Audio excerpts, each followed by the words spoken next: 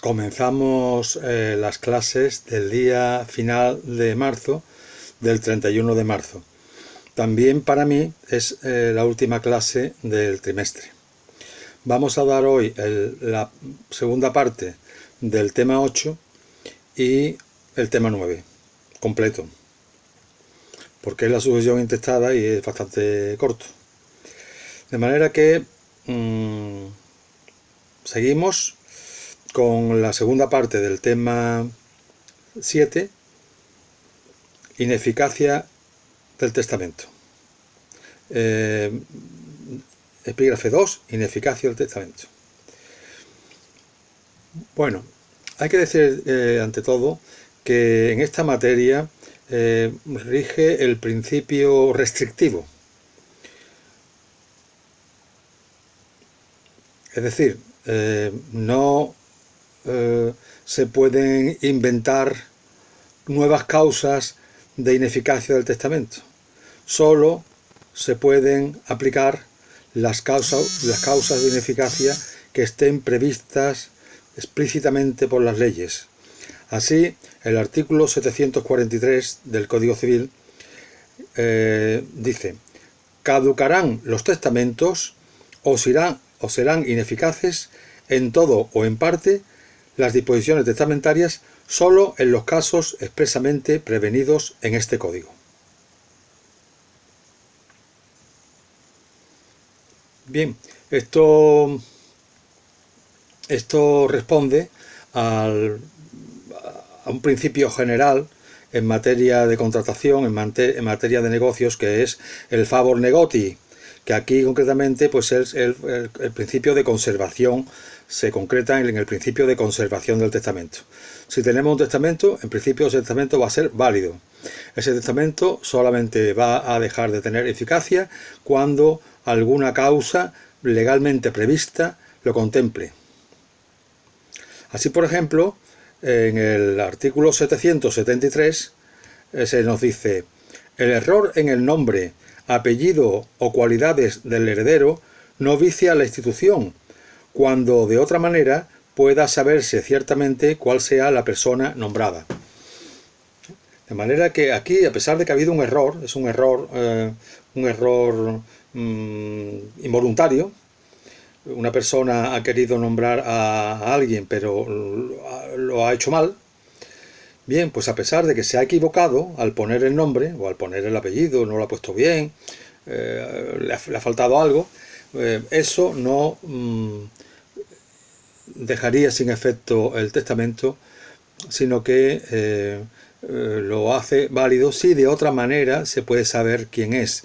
Es decir, habría que acudir en primer lugar, como dijimos en su día, cuando hablamos de la interpretación del testamento, habría que acudir en primer lugar al propio testamento, a los medios intrínsecos, para ver si de ahí se deduce quién es la persona favorecida. Otra manifestación del principio de conservación del testamento es el párrafo segundo del artículo 675, que dice: el testador no puede prohibir que se impugne el testamento en los casos en que haya nulidad declarada por la ley. Bueno, aquí más que conservación del testamento, lo que trata es de que sea la ley la que decida cuándo es válido o no un testamento, y no la voluntad del causante. La voluntad del causante, que tiene tanto margen en materia sucesoria, no tiene margen en materia de ineficacia del testamento. El testador no puede impedir que lo que es nulo no sea nulo.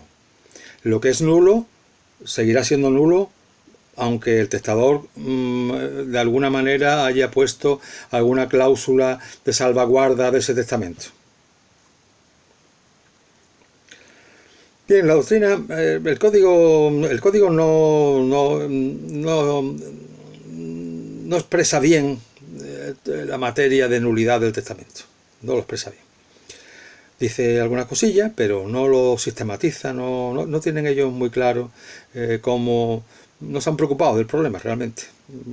Lo han tocado, pero no se han puesto a decidir esa redacción de una manera clara y terminante. Por eso es la doctrina, como tantas veces, la que distingue entre distintos tipos de ineficacia del testamento.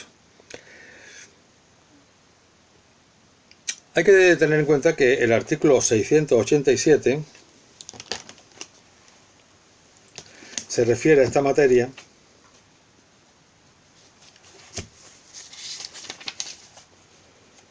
que dice: será nulo el testamento en cuyo otorgamiento no se hayan observado las formalidades respectivamente establecidas en este capítulo. Se está refiriendo a los tipos de testamento. De manera que sabemos que cuando el testamento no reúne las formalidades que la propia ley ha previsto, pues la sanción sería la nulidad. Por otro lado, es la sanción que establece el artículo 6.3. Los actos contrarios a la norma imperativa prohibitiva son nulos de pleno derecho, salvo que la ley haya establecido un efecto distinto para el caso de contravención. De manera que la doctrina, decía, distingue entre tres tipos de ineficacia. Primero, la ineficacia o nulidad insanable. Es la causa más grave. Aquí se ha prescindido de lo más elemental y en consecuencia siempre va a ser nulo el testamento, no va a estar sometido a ningún plazo de prescripción, siempre se podrá pedir la nulidad. Algunos dicen que incluso el juez podría decretar la ineficacia del testamento, la nulidad de oficio. Yo pienso que no, yo pienso que siempre hay que darle a las partes la posibilidad de defender la eficacia, por la razón que sea. De manera que esa nulidad insanable, más concretamente, se predica en los casos de falta absoluta de consentimiento, caso, por ejemplo, de la persona del incapacitado o del no incapacitado, el que no está en su cabal juicio y no se ha enterado de lo que ha hecho. Falta absoluta de consentimiento. También la falta de forma esencial, y esto sí nos da un problema que vamos a discutirlo más adelante. Y la tercera, la infracción de las prohibiciones absolutas. Esa prohibición absoluta que, por ejemplo, lo que decíamos antes, el testador no puede imponer una cláusula que diga que no se puede infringir el testamento. Eso, si la pone, la cláusula sería nula. Porque ahora vamos a ver, esto vamos a completarlo ahora con otra idea. Vuelvo al tema de la forma esencial. ¿Qué es una forma esencial? Pues eso es resolver un enigma con otro enigma. Hay nulidad insanable cuando hay falta de forma esencial. Bueno, ¿y cuando hay falta de forma esencial? ¿Qué falta de forma son esenciales y cuáles no? Bueno, podríamos decir es que cuando la ley establece de una manera clara y terminante la forma en que, o el contenido del testamento, pues cuando exige unos requisitos determinados, si esos requisitos determinados de forma no se cumplen, entonces podríamos decir que estamos en un caso de nulidad insanable. Por ejemplo, en el caso del testamento hológrafo, cuando en vez de hacer un testamento a mano, autógrafo, pues es un testamento que es a máquina o impreso por ordenador, y ahí se firma, pero no contiene el requisito esencial del testamento hológrafo. Tampoco el del cerrado, porque no está cerrado, no se ha metido en un sobre, etcétera, etcétera. Luego, aquí sería un caso de nulidad insanable. También, por ejemplo, en algún supuesto concreto, como el testamento abierto, el artículo 696 exige que se exprese en el testamento abierto el lugar, fecha y hora en que se otorgó el testamento. Bien, pues si el testamento no contiene la hora, pues sería nulo. ¿Por qué? Porque la hora es importantísimo en caso de que haya varios testamentos hechos el mismo día, porque el que valdrá será el último que se haya otorgado, y por lo tanto tenemos que saber la hora. No puede haber dos testamentos en la misma hora, y sobre todo con notarios diferentes, porque es imposible, no tenemos el don de la ubicuidad. Y en consecuencia, si hemos firmado un testamento a las 5, no podemos estar firmando a las 5 un testamento en otra notaría.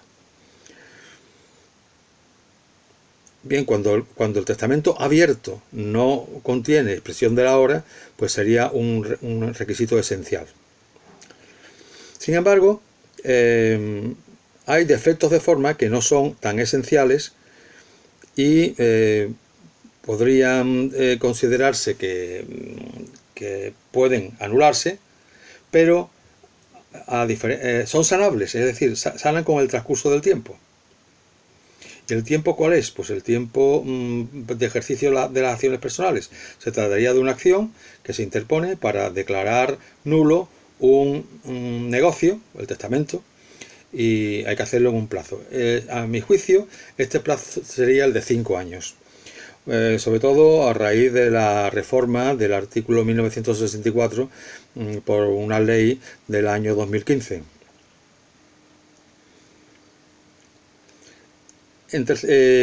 Aquí serían, por lo tanto, los vicios de forma que no llegan a ser esenciales, sino que no llegan a tener la categoría de ser la esencia del mismo testamento. No se cumple una forma, pero no es rasgo esencial. Aquí siempre habrá una discusión grande, porque siempre se podrá decir, pues esto es esencial, esto no es esencial, y cada uno defenderá, uno el que lo es para que se declare nulo, otro que no lo es para que sea nulo pero sanable. Y el tercer grupo de causas sería la anulabilidad. La anulabilidad que se regiría por analogía por el artículo 1301 del Código Civil, que está pensado para los contratos, pero que se puede aplicar por analogía para el testamento. Habría un plazo de 4 años para impugnar el testamento por defecto de vicio de voluntad o por falta no esencial de capacidad del otorgante.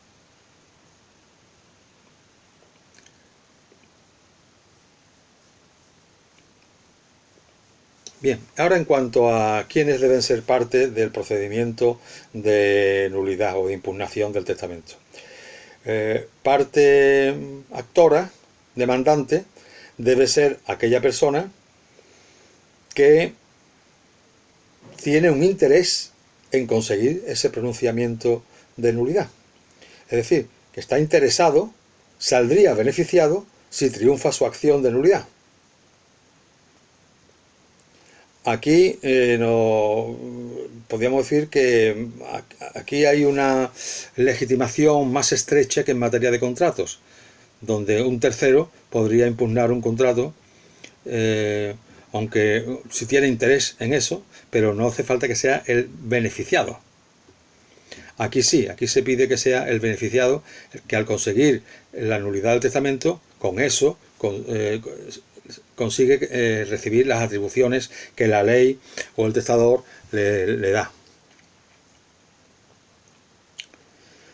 También podría ser, por ejemplo, el beneficiado de un testamento anterior que impugna el testamento posterior y en consecuencia, al ser nulo el testamento posterior, recobra su vigencia el derogado o el revocado por el último testamento. También podría impugnar el testamento los herederos intestados, porque si se impugna un testamento y no recobra fuerza el anterior porque no hay anterior, entonces sería la ley la que determina quiénes son los herederos y serían los herederos intestados. Eso sería también otra manera de probar el interés directo para ejercitar la acción de nulidad. Demandados, pues a la inversa, los demandados serían las personas beneficiadas por el testamento que se impugna, en cualquier sentido, herederos, legatarios, sustitutos, fideicomisarios. Pero además de estos interesados, de estos beneficiados, también habría que demandar al albacea o a otro tipo de encargado de ejecutar la voluntad del causante.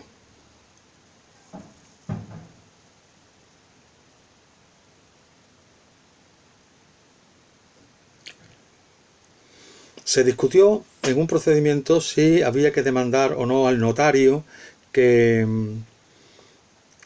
autorizó el testamento. Sobre todo cuando es un testamento abierto, cuando se conoce el contenido, porque un testamento cerrado mal puede el notario decir esto no se puede hacer, esto se puede, esto sería nulo, ¿no? Estamos hablando de un testamento abierto en el que el notario conoce el contenido y ha autorizado ese testamento y por lo tanto, en cierto modo, lo está validando, lo está avalando.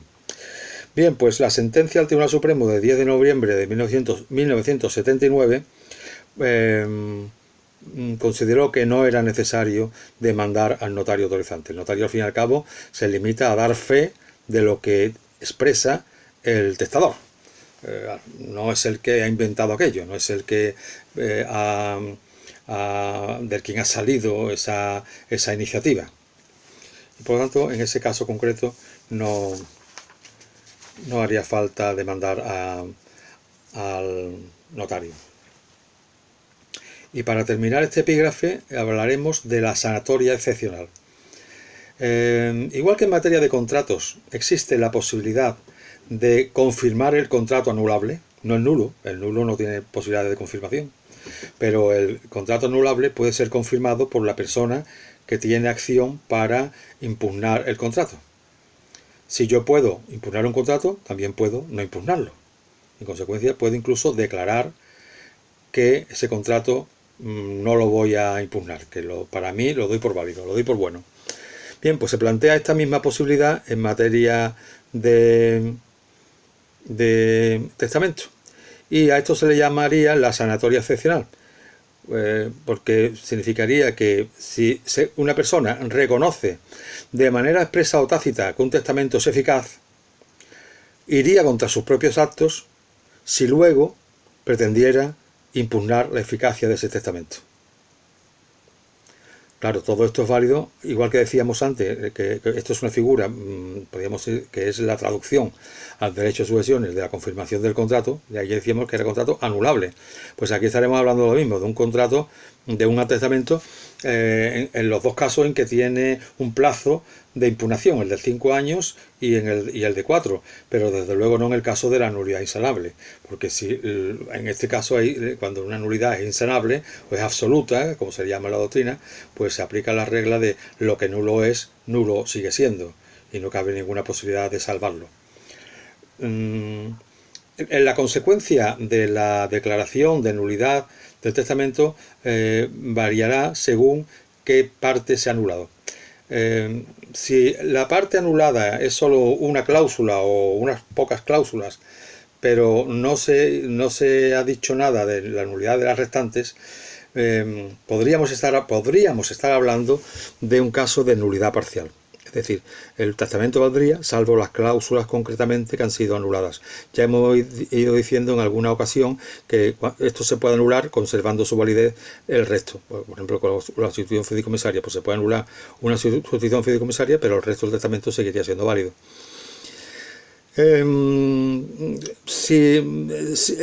¿Podemos decir que siempre que se anula una cláusula es un caso de nulidad parcial? No se puede decir eso. Puede que la cláusula anulada sea tan elemental, es como si le quitáramos un naipe a un castillo de naipes y a consecuencia de quitar ese naipe se derrumbaría todo el castillo. Por lo tanto, si una cláusula es tan elemental que el resto del testamento depende de ella, si anulamos esa cláusula tendremos que anular todo el testamento. Por el contrario, cuando se llegue a la conclusión de que esa cláusula no supone la anulación de todo el testamento, porque el resto del testamento es independiente, entonces solamente tenemos un caso de nulidad parcial y no de nulidad total. Normalmente los testamentos se van a anular, si es por forma esencial, pues porque no es un testamento escrito puño y letra, y se dice que es hológrafo. Ahí no hay cláusula que valga, sino lo que estamos hablando es de la forma, ¿no? Pasamos al siguiente epígrafe, el tercero. Vicios de voluntad. Es una materia en la que el código realmente incurre en imprecisiones graves, explicables posiblemente porque ocurrió lo que yo les he explicado alguna vez. El código se fue redactando por partes y cuando se redactan los artículos 600 y pico, no se sabe todavía qué términos se van a emplear cuando se regule el contrato, que se regula en el artículo 1200 y pico. En consecuencia, puede que la regulación primera sea más deficiente que la segunda.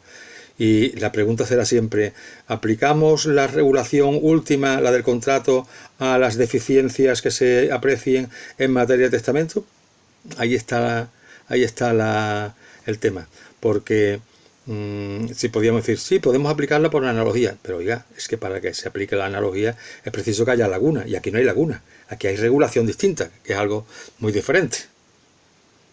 Si lo que vamos a ver es diferente a lo que se dice en contratos, es porque, también se puede pensar que es porque el legislador ha querido regularlo de una manera diferente y no ha querido apreciar las mismas circunstancias que se aplican en los contratos. Una gran duda. Esto combinado con lo que dijimos al principio, de que solo habrá nulidad de testamento cuando sea por una causa expresamente prevista, las dos cosas unidas, esta idea y la otra, me llevan a pensar que, nos guste o no, la mejor conclusión, la más segura, desde el punto de vista jurídico, es decir que la aplicación del Código Civil en materia del testamento es la que se aplica, no la de contratos.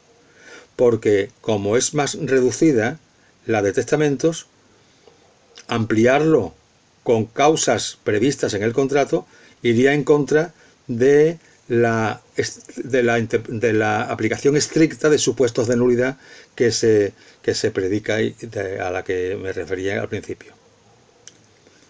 De manera que, hablando ya de la terminología del código, tenemos pieza clave es el artículo 673, que dice: será nulo el testamento otorgado con violencia, dolo o fraude. Bien, vemos que en este artículo se emplean tres palabras: violencia, dolo, fraude. Mientras que en materia de contratos se emplea intimidación, violencia, error y dolo. Luego, la violencia y el dolo se emplean en los dos sitios, pero mientras que en testamento se emplea la palabra fraude, en materia de contratos se emplean las palabras error y intimidación. A mi juicio, no es que haya tres causas y cuatro, sino hay dos causas y cuatro, porque realmente el dolo hay que interpretarlo como fraude. El dolo y el fraude son términos redundantes. Luego, realmente en materia de testamento hay dos causas de nulidad, de vicio, de voluntad, que no están contempladas en materia de testamento y sí están contempladas en materia de contratos, que son la intimidación y el error.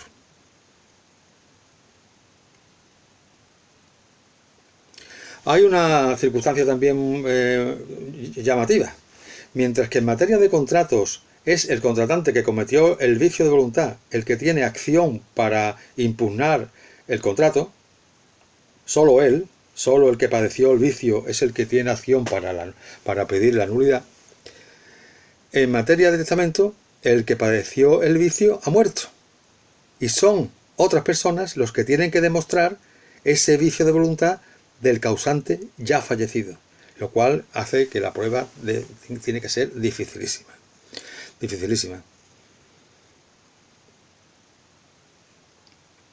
Bien, vamos a hablar en cuanto a la violencia y en cuanto al dolo. No vamos a hacer ningún comentario más, puesto que valdría todo lo que en su día se dijo en materia contractual. Solamente nos vamos a referir a los dos casos que no están contenidos en el artículo 673, el error y la intimidación. Bien, los partidarios de que el error sea vicio de voluntad en materia testamentaria y por lo tanto causa de nulidad, se apoyan en el artículo 767, Pero ya verán ustedes que este artículo es muy difícil de entender. Es un artículo de estos complejos y con una sintaxis un poco retorcida que hacen que le cueste a uno trabajo comprenderlo del todo. Lo leo. La expresión de una causa falsa de la institución de heredero o del nombramiento de legatario será considerada como no escrita, a no ser que del testamento resulte que el testador no habría hecho tal institución o legado si hubiese conocido la falsedad de la causa. La expresión de una causa contraria a derecho, aunque sea verdadera, se tendrá también por no escrita. Bien, esto es un caso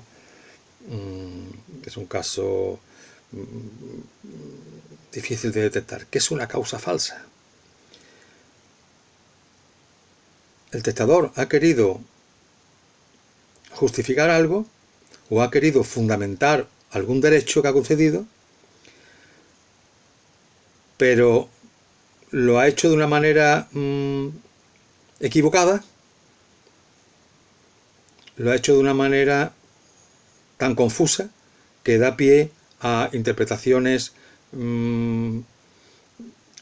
que parece que no son las queridas por el causante. ¿Qué más puedo decir? Cuesta trabajo decir. Cuando hay una causa falsa, cuando yo he hecho una disposición y me he equivocado jurídicamente, no me he equivocado como ocurría con el nombre, que uno ponía otro nombre, sino aquí yo pongo algo, quiero que se cumpla, pero es que yo no conozco todo el alcance. Si se me aplica todo el alcance de lo que he dicho, realmente vaya en contra de lo que yo quiero. Hay una causa falsa porque yo he expresado algo falso. Ahora lo veremos con un ejemplo.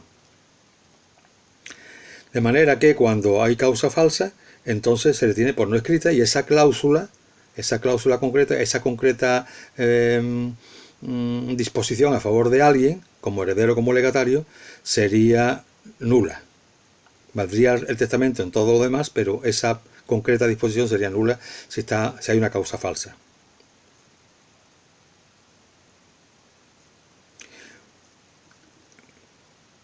Bien, aquí el problema es encontrar un ejemplo. En alguna sentencia he visto que, en un caso que además precisamente coincide con una supuesto de una novela de Agatha Christie. En una novela de Agatha Christie, en la que yo presté mucha atención, pues había un testamento que se hacía a favor de un hombre y de su esposa.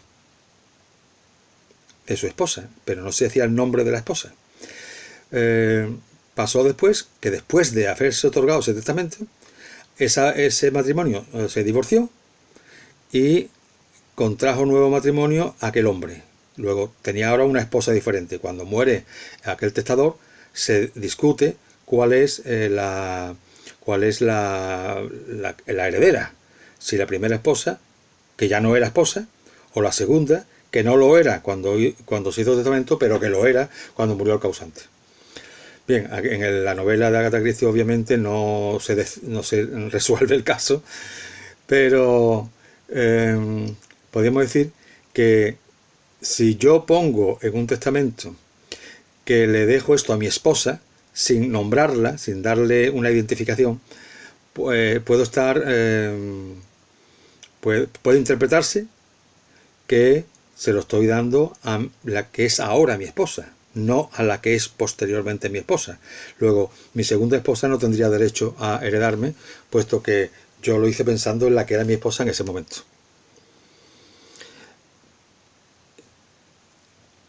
¿Qué tiene que ver esto con la causa falsa? Que yo realmente, si se consigue demostrar, cosa que hay que demostrarlo, esto no se presume, aquí no hay ninguna presunción, si se consigue demostrar que yo cuando hice lo de mi esposa, lo quise hacer en el sentido de que la que fuera mi esposa cuando yo muriera, entonces se anulará la primera disposición y habría que sustituirla por una segunda. Es decir, no sería a favor de la que era mi esposa cuando yo hice el testamento, sino la que era mi esposa cuando yo muriera. Pero eso hay que demostrarlo. Si no, pues podríamos decir que el testamento sería válido. todas maneras, repito, esto de la causa falsa lo veo yo demasiado ambiguo, demasiado oscuro, como para que realmente se esté refiriendo al error. Decir que el testamento en el que hay error es nulo en virtud de lo que dice el artículo 767 es muy fuerte, teniendo en cuenta que cuando se enumeran los vicios no se menciona el error. De manera que yo, a pesar de lo que dice el artículo 767, que está simplemente determinando que una concreta disposición es o no válida en función de lo que realmente haya querido el causante, aquí más que un problema de error, lo que hay es un problema de interpretación de la voluntad del causante con los medios intrínsecos. Yo creo que realmente quiso beneficiar a su esposa de entonces o a la que sea su esposa cuando muera. Eso es lo que habrá que ver. Para mí entonces, en consecuencia, yo descartaría que el error fuera vicio de voluntad. Aparte, pienso que el artículo que leímos al principio establece que los casos de nulidad deben ser tasados, deben ser explícitamente los que la ley contemple, y este caso pues no está contemplado por la ley de una manera clara y la ley del error, de la causa falsa me parece forzar demasiado para conseguir un resultado que amplía los supuestos de vicios de voluntad y por lo tanto de ineficacia del testamento.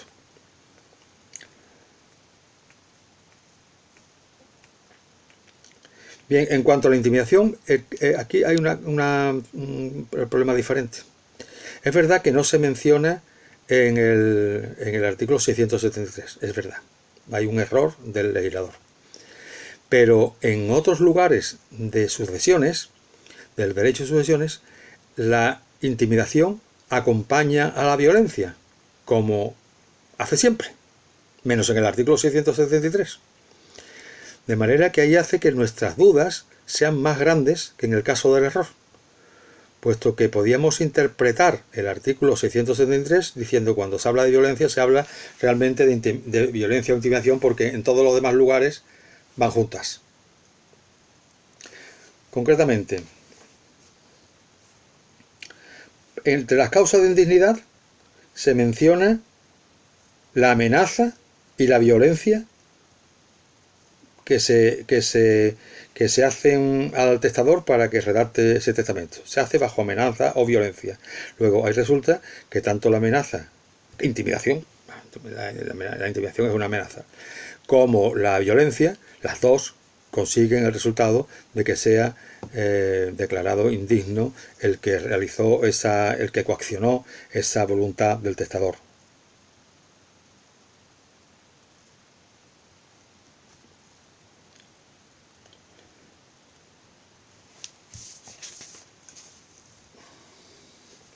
Bien, con eso, por lo tanto, me muestro más a favor de admitir la intimidación como vicio de voluntad del causante y me muestro más en contra de considerar que el error es un vicio de la voluntad del causante. Y ya por último vamos a hablar del último epígrafe 4, revocación del testamento. He dicho ya en varias ocasiones que un testamento pierde eficacia si es revocado por otro testamento posterior. De ahí que en los testamentos abiertos sea decisivo poner la hora, además de la fecha, por el caso de que haya varios testamentos otorgados el mismo día. Por lo pronto hay que decir que el testamento posterior deroga el testamento anterior no es una regla absoluta.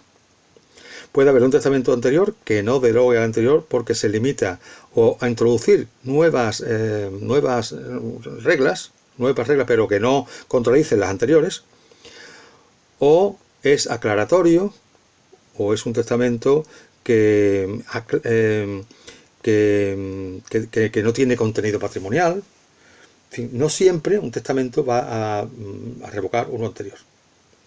Para que revoque el testamento anterior es preciso que incida en materia dispositiva, que disponga mortis causa y que sea incompatible con lo que se ha dicho en el testamento anterior. Entonces se ve que las dos voluntades no se pueden mantener y en consecuencia la última prevalece sobre la anterior.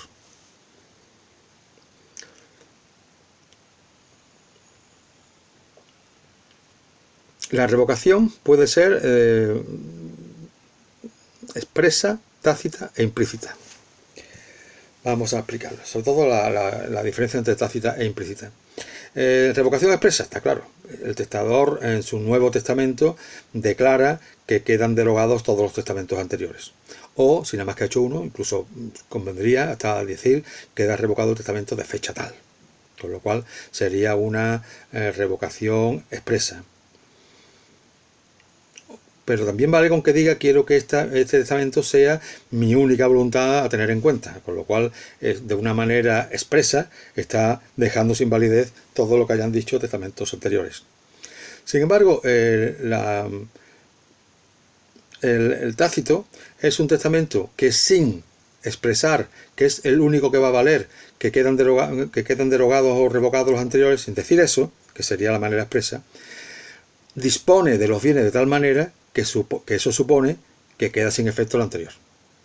Si yo en el anterior he nombrado unos herederos, unos legatarios, he dispuesto de los bienes de una determinada manera y ahora nombro unos herederos diferentes, unos legatarios diferentes, con respecto a los mismos bienes que el anterior, no porque había hecho un testamento que solamente había regulado parte de los bienes y ya reguló la otra parte, eso no, sino que abarcando los mismos bienes le doy unos destinatarios diferentes, o introduzco unas cláusulas que son totalmente contradictorias con lo que había dicho antes.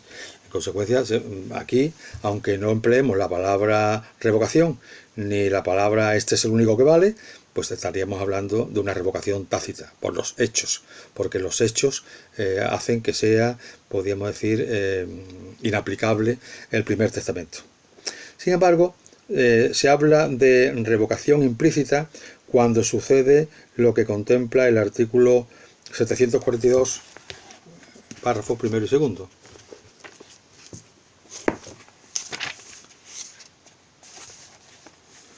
Dice 742. Se presume revocado el testamento cerrado que aparezca en el domicilio del testador con las cubiertas rotas o los sellos quebrantados o borradas, raspadas o enmendadas las firmas que lo autoricen.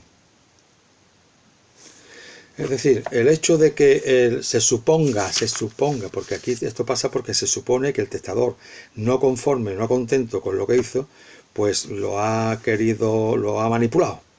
Lo ha manipulado de tal manera que nos hace pensar que no quiso lo que dijo en un principio.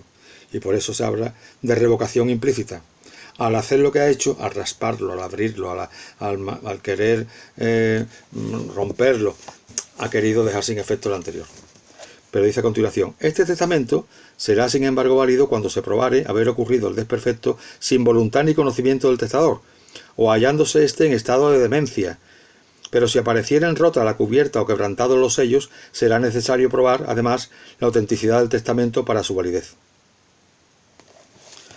Luego aquí vemos que, en principio, por lo que yo dije, si nos contamos con un testamento roto, enmendado, raspado, en principio tenemos que pensar que ha sido un acto del testador y con ese acto la ley lo interpreta como revocación del testamento.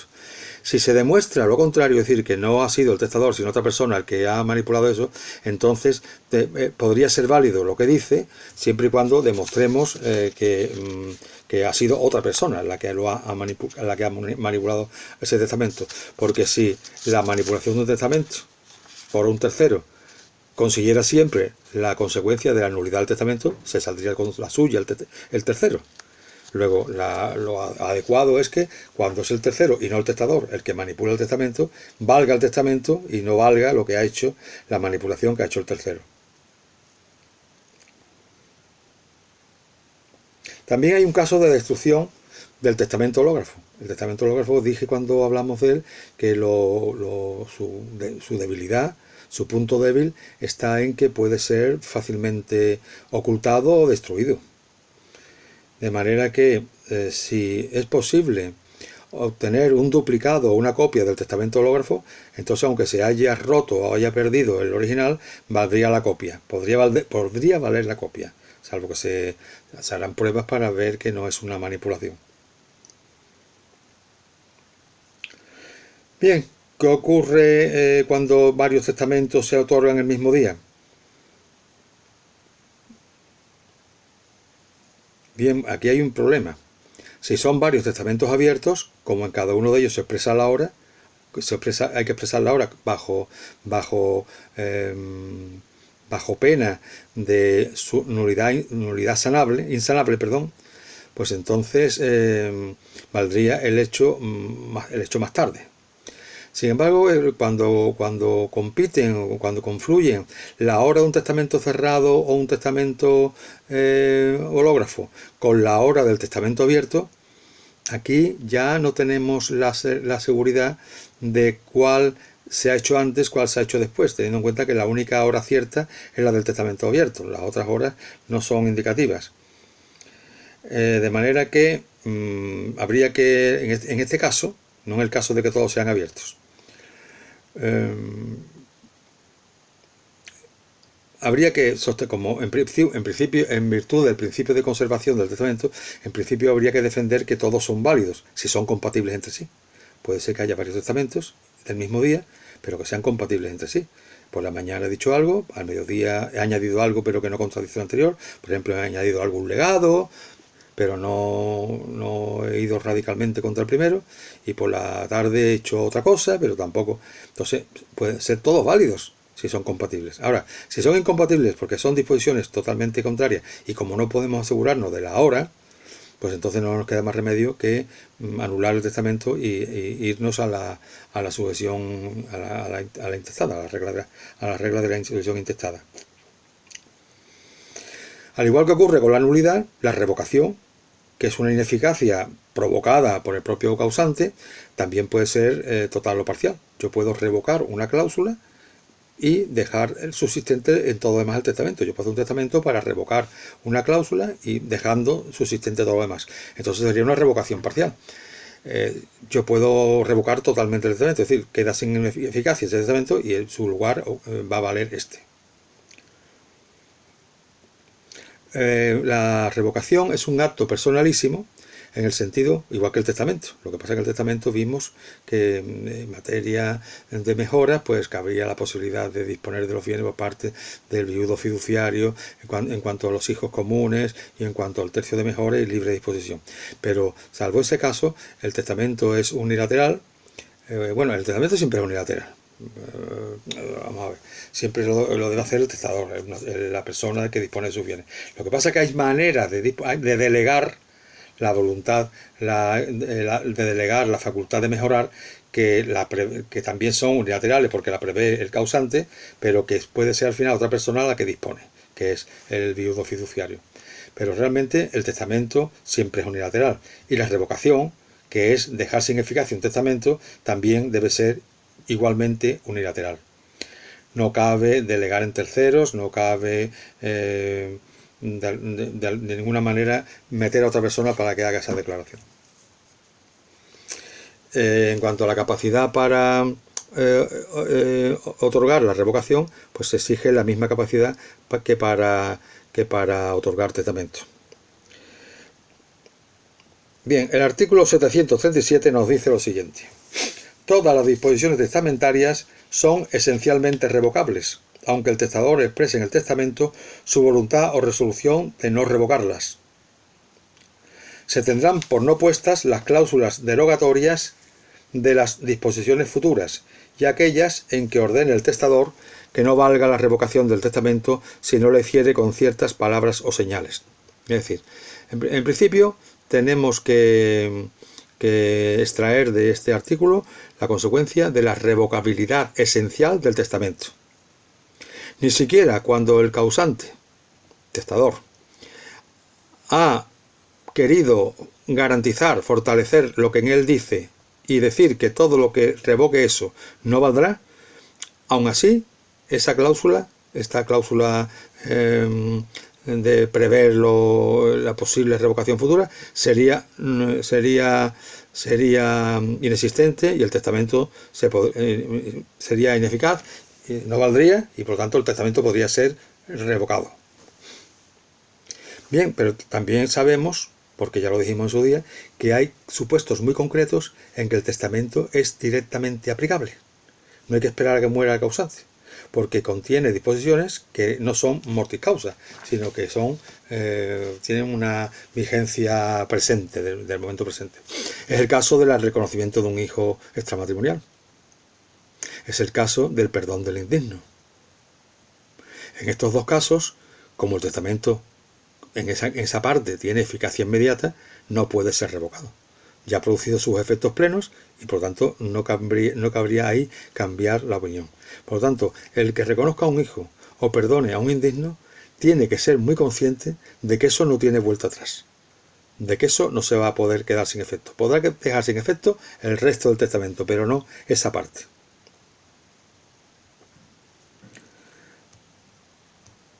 El artículo 740 nos dice que la revocación producirá su efecto aunque el segundo testamento caduque por incapacidad del heredero o de los legatarios en él nombrados o por renuncia de aquel o de estos. Bien, vemos que aquí hay circunstancias que hacen que el segundo testamento no valga, pero con eso no renace, no revive el anterior. Pero también podemos demostrar si hay algún defecto del segundo testamento que demuestra que no hubo voluntad por parte del causante, un vicio de voluntad, un estado que no era consciente, una falta absoluta de pues entonces podremos, anulando ese testamento, recobraría su fuerza del anterior, porque si no hubiera ocurrido esa circunstancia que ha anulado el testamento, normalmente con defectos insanables, pues el testamento anterior no se hubiera cambiado. Por lo tanto,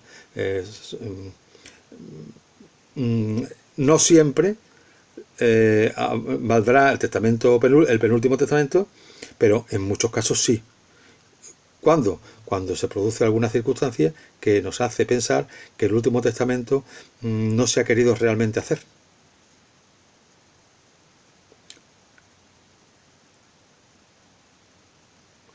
El artículo 769, en su párrafo segundo, nos dice: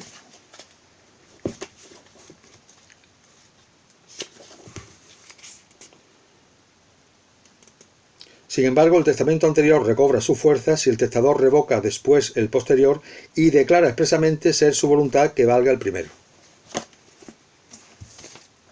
Bien, pues esto último se llama la reviviscencia del testamento revocado. Bien, con eso terminamos este tema, que es el tema 8, y a la continuación de la clase pues empezaremos ya con el tema 9 de la sucesión intestada. Hasta entonces.